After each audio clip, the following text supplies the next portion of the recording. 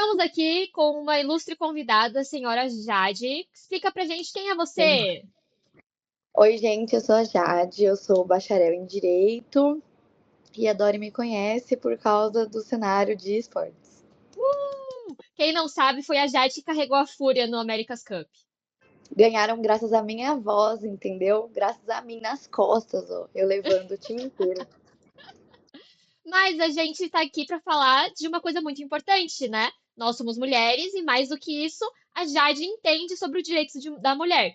Então, como a gente teve esse caso no cenário de violência contra a mulher, eu achei importante trazer informações, principalmente respaldo jurídico. Conta pra gente o básico do básico, então. O que que é violência contra a mulher?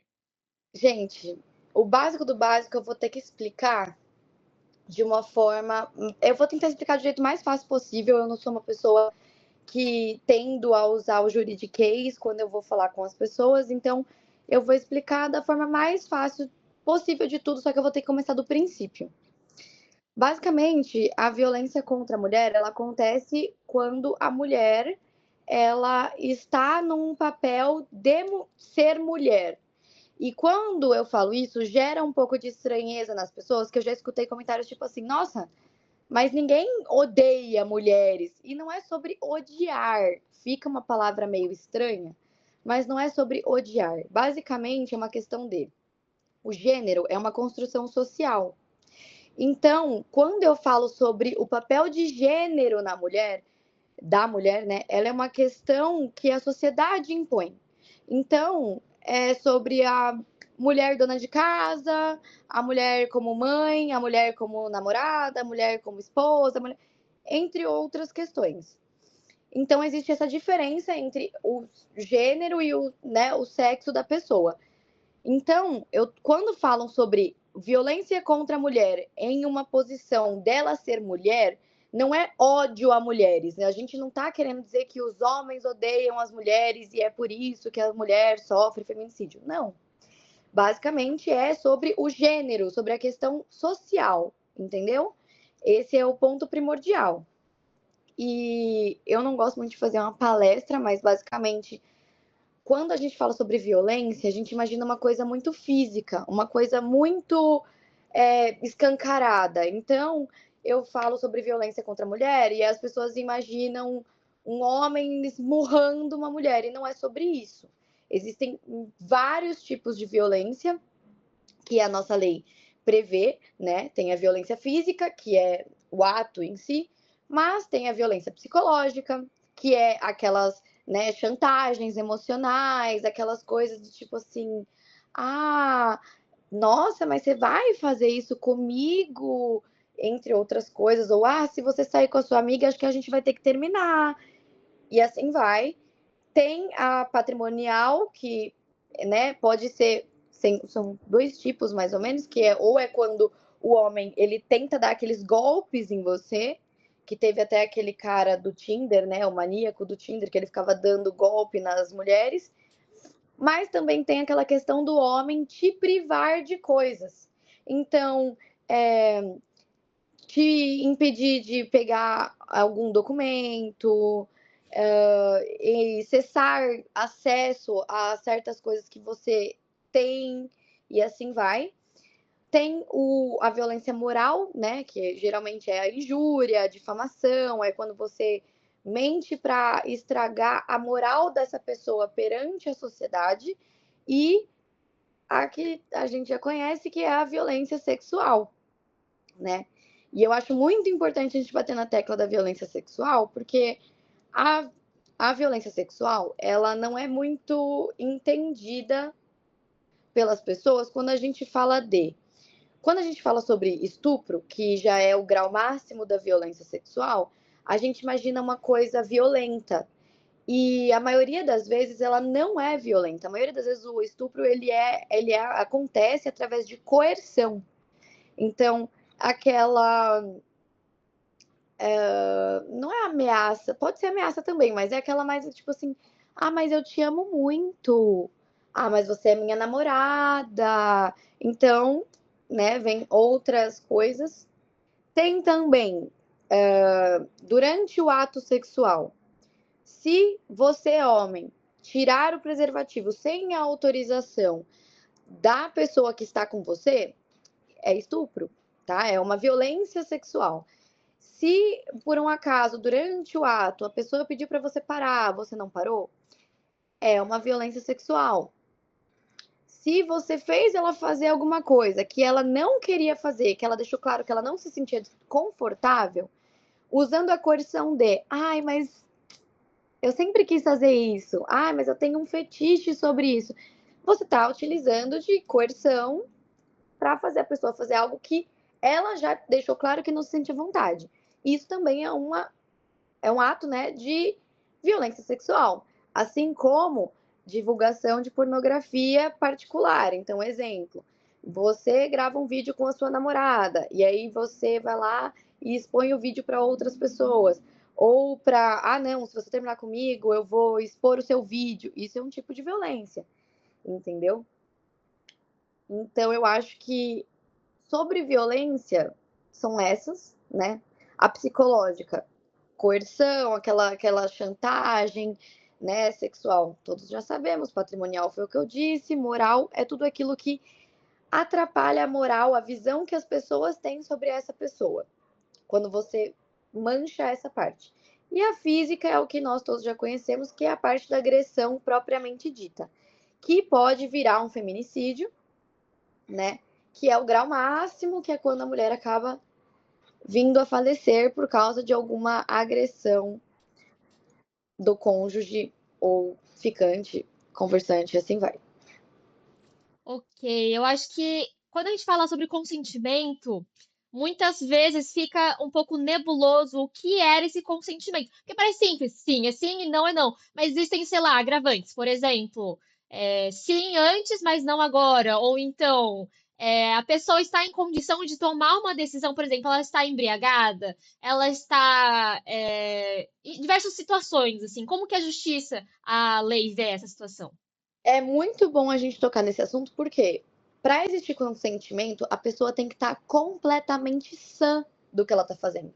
Então, exemplo, estou vendo uma pessoa com acesso de loucura por alguma condição neuropsicológica. Ah, mas ela quis. Ela não quis. Ela não quis. Ela não estava no seu juízo perfeito para falar se ela quer ou não quer. Ah, a pessoa estava bêbada. Ah, a pessoa estava drogada. A pessoa estava dormindo. Então, assim, tomei um Zolpidem e fui dormir. Ninguém pode encostar em mim. Então, o ato de você encostar em uma pessoa desacordada já é violência sexual. Então, nossa, essa pessoa está desmaiada de bêbada. Se por um acaso alguém numa festa encostar no órgão sexual dessa pessoa que está em desmaio, já é violência sexual. Não precisa ter a penetração propriamente dita, entendeu? Quando alguém encosta em você no metrô de uma forma libidinosa, entre outras coisas. Então, infelizmente, realmente esse lado fica um pouco vazio, né? Ah, tive relação sexual com a pessoa agora e ela tomou um remedinho e foi dormir. Não posso fazer nada com ela dormindo. Ah, mas ela já disse uma vez que queria. Não posso. Não posso. Ela disse uma vez.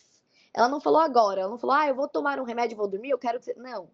Então, assim, quando a pessoa não está sã, não está pronta para virar e falar: olha, eu quero agora, não pode encostar.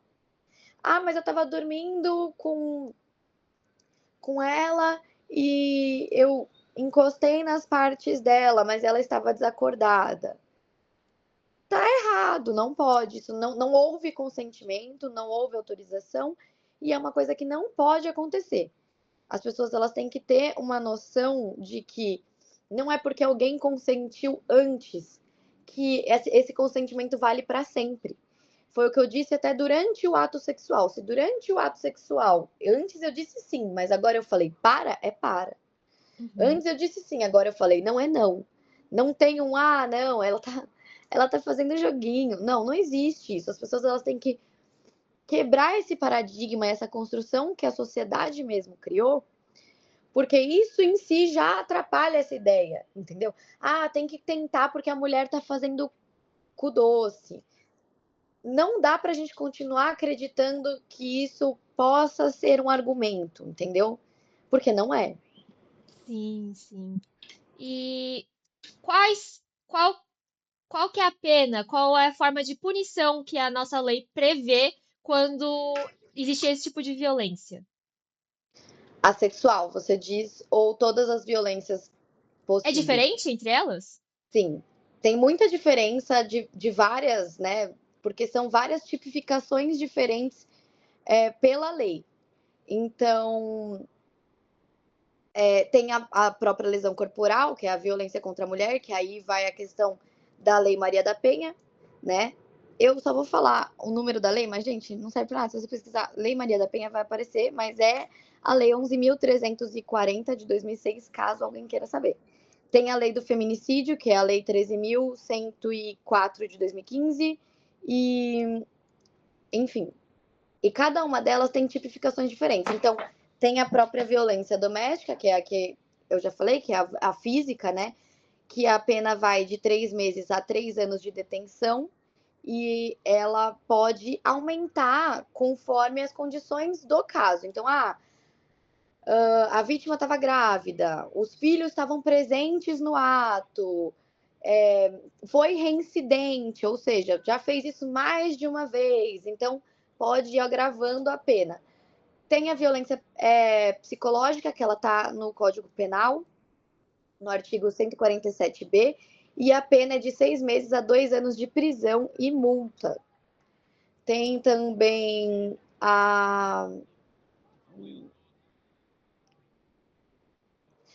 se tiver alguma medida protetiva, que isso a gente vai entrar também na nossa conversa, que você pode pedir medidas protetivas de urgência caso você esteja sofrendo agressões. E se o agressor desobedece uma ordem judicial por alguma medida protetiva, sendo de urgência ou não, aí a pena é de 3 meses a 2 anos de prisão. Feminicídio, graças a Deus, teve um agravo, né? Então, são 12 a 30 anos de prisão. Enfim, eu acho que são essas as penas totais, assim. Mas aí tem medidas que vocês podem tomar. Então, estou sofrendo agressão, vou na delegacia. Você pode pedir uma medida protetiva de urgência. E aí depende dos casos, pode ser feita direto pelo policial e passada para o juiz. Pode ser tem algumas que só dá para ser dada com o juiz em questão. Mas, enfim, é uma coisa que vale a pena tentar. Inclusive, existem medidas protetivas que fazem até o agressor sair da residência, que essa é a melhor que nós temos, né? E quando a gente fala sobre essas medidas protetivas, né? A gente pode ir numa delegacia qualquer. Eu posso ligar para 190, por exemplo. Eu posso ir na delegacia do meu bairro, por exemplo. Você pode ir numa delegacia qualquer, pode ir na delegacia da mulher, você pode ligar 180. Ah, 180. 180 é um canal de violência doméstica, né? Violência contra a mulher. Você pode ligar também, fazer a denúncia. Para fazer o pedido de uma medida de urgência, é bom já estar na delegacia. Mas dá para fazer BO online também, tem muitas medidas que dá para ser feita, dão para fazer com que a mulher consiga algum amparo até acontecer algum processo e assim vai. Existem casas de acolhimento, eu não tenho muito conhecimento sobre isso, mas a lei prevê algum tipo de acolhimento. Por exemplo, o agressor, você falou que pode tirar o agressor da casa. Mas existem casos em que a mulher é acolhida por uma casa de alguma coisa? Existe algo na lei sobre isso? Não sei, não lembro se na lei, mas eu sei que existem sim casas de acolhimento, tem inclusive auxílio psicológico, entre outras coisas que o próprio Estado prevê e fornece para as vítimas, o que é muito bom, tendo em vista que a violência física, ela é o grau máximo, mas geralmente ela não inicia com ela. Então, são anos e anos de tortura psicológica, moral, e assim vai. Então, são anos e anos de tratamento para você conseguir se desvencilhar de algum relacionamento abusivo que você tenha vivido? É difícil, né? Porque não é uma coisa simples, de uma camada só, é um relacionamento, ou às vezes uma pessoa próxima, sempre muito, muito delicado tudo isso, né? O crime contra a mulher é uma questão delicada, de uma forma geral. A gente tem que ver que são várias facetas, várias falácias, várias camadas, entre outras coisas, que acontecem durante, né, nesses casos. A gente vive numa sociedade, querendo ou não, é muito machista e é muito difícil a mulher se sentir à vontade para ter esse amparo. Às vezes é muito difícil ela ter o amparo. Então, eu acho que as mulheres elas só têm que ficar muito alerta sobre determinadas coisas, sabe? Se o seu namorado fala muito mal da sua família, dos seus amigos, pede para que você fique longe deles. A violência contra a mulher, ela se disfarça muito de amor. Por isso que às vezes a vítima fica muito tempo naquele relacionamento e ela não sai. Porque tem uma névoa na frente desse crime, porque às vezes se confunde com os ciúmes, se confunde com proteção, com cuidado. Ai, meu namorado ele não deixa eu ir para tal lugar, mas não é por essas coisas, é porque ele quer cuidar de mim, é um lugar perigoso. Então, as mulheres elas têm que ficar espertas nesses sinais que vão dando, sabe? Às vezes, eu vou deixar de trabalhar, mas é porque você quer, sabe? Ou ele fala o tempo todo para você deixar. Ah, eu não vou mais falar com esses amigos porque eles realmente são uma influência, mas eles são uma influência? Ou ele te fez acreditar que eles são? Você tá afastada da sua família porque a sua família te fazia mal? Ou porque ele fez você acreditar que a sua família te fazia mal? Às vezes parece bobeira, quando a gente fala dessas coisas, fica uma coisa meio tipo assim, nossa, né? Ai, a mulher é burra, ai, ele fez ela. Não, mas é que aquele negócio de água mole em pedra dura, tanto bate até que fura, se você vai falando aos poucos, sabe? A violência, ela não é dura. Ela é doce, ela vem disfarçada de cuidado, de carinho. Então, fica aquele, sabe, aquele sabor de, nossa, mas é cuidado, é amor, ele é meu namorado, ele é meu marido, é óbvio que ele vai cuidar de mim. Ah, eu não tenho que trabalhar porque o meu marido provê. Tudo bem, mas você quis parar de trabalhar, entendeu? A gente vive num país onde as mulheres, elas ainda são a maior quantidade. Desculpa, deixa eu fechar. A gente vive numa sociedade onde as mulheres são a maioria das pessoas com diploma universitário e ainda assim ganham menos que os homens na mesma função. E não sou eu que estou falando, são dados, né? IBGE, entre outras coisas, é só dar um Google. Então, querendo ou não, ainda é uma coisa que a gente tem que conversar para as mulheres entenderem, às vezes, até que ponto é amor, até que ponto é o cuidado, e passou desse ponto. É uma linha bem tênue mesmo, que a gente tem que ficar de olho. Por isso que tem que ter essas conversas, a gente tem que entender o que se passa na mente da vítima e como a proceder diante disso. Sim, com certeza. E quando eu testemunho, por exemplo, eu sei que na lei existe, às vezes acontece um crime e existe a testemunha. Se eu testemunho algo, é, quando ou como eu posso fazer, ou ajudar, ou sei lá, que nem sempre eu acho que a testemunha pode denunciar, né? Pode, pode, você pode ligar no 180, avisar, né, caso você tenha visto alguma coisa.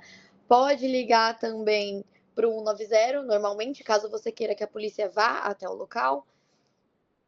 Se for em caso de criança e adolescente, que é muito bom a gente pontuar isso, né?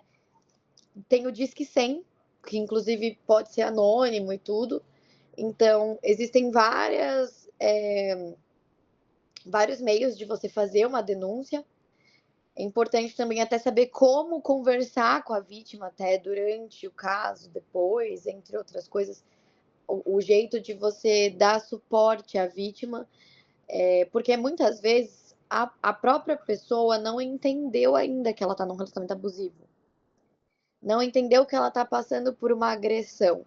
Então, se você vai conversar com a pessoa e você vai julgar, apontar falhas, brigar, você não vai chegar a lugar nenhum, entendeu? O ideal é você ir com tato, com carinho, perguntar como você tem se sentido no seu relacionamento, sabe? Você tá se sentindo respeitada? Você acha que, que suas vontades são ouvidas nesse relacionamento?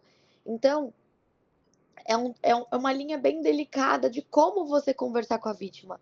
Você nunca pode desacreditar a vítima, nunca pode julgar. Se você vai julgar, então não tem por que você ir conversar. Você está querendo ajudar ou você está querendo julgar?